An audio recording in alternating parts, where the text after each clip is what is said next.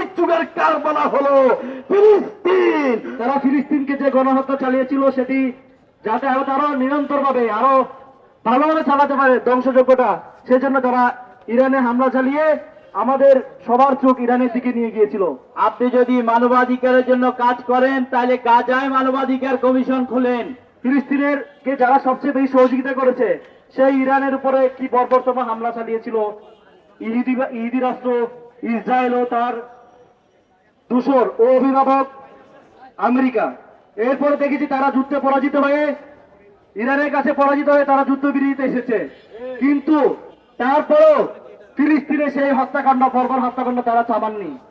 এটি মনে করি ইরান ইস্যুকে সামনে নিয়ে এসে তারা ফিলিস্তিনকে যে গণহত্যা চালিয়েছিল সেটি যাতে আরো নিরন্তরভাবে আরো ভালোভাবে চালাতে পারে ধ্বংসযজ্ঞটা, সেজন্য তারা ইরানে হামলা চালিয়ে আমাদের সবার চোখ ইরানের দিকে নিয়ে গিয়েছিল।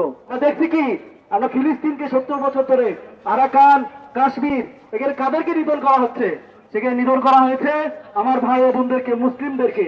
তারা বিভিন্ন ষড়যন্ত্রের মাধ্যমে এবং এমনকি এই হত্যাকাণ্ডের সাথে জড়িত রয়েছে মুসলিম রাষ্ট্রগুলোর অভিভাবকরাও। যুদ্ধ যাচ্ছে, যুদ্ধ হচ্ছে, বিশ্ব মানবতা চুপ থাকছে।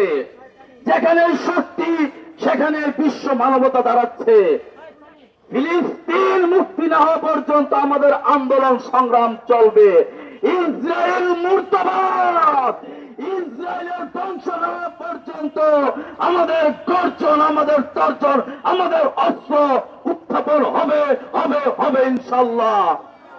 আমরা মুসলিম জাতীয়তাবাদের যারা রাজনীতি করি আমরা স্পষ্ট বলে দিতে চাই, আমরা মুসলিম কান্ট্রি থেকে যেই দিন সেনাবাহিনী যে ইসরায়েলের বিরুদ্ধে লড়াই করবে সেই দিনই ফিলিস্তিন মুক্ত হবে।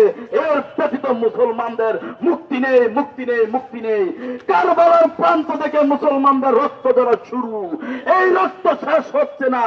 আধুনিক যুগের কারবালা হলো ফিলিস্তিন।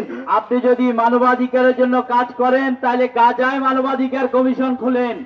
আপনি যদি মানবাধিকারের কাজ করেন তাহলে আপনি কাশ্মীরে যান।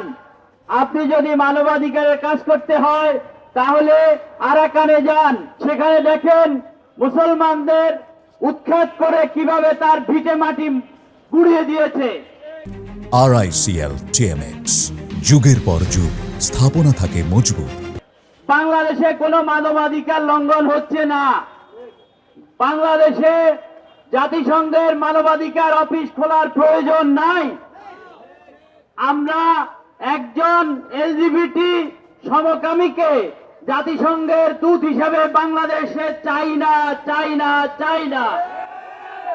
এই প্রস্তাব প্রত্যাখ্যান করতে হবে বাংলাদেশ সরকারকে অফিসিয়ালি।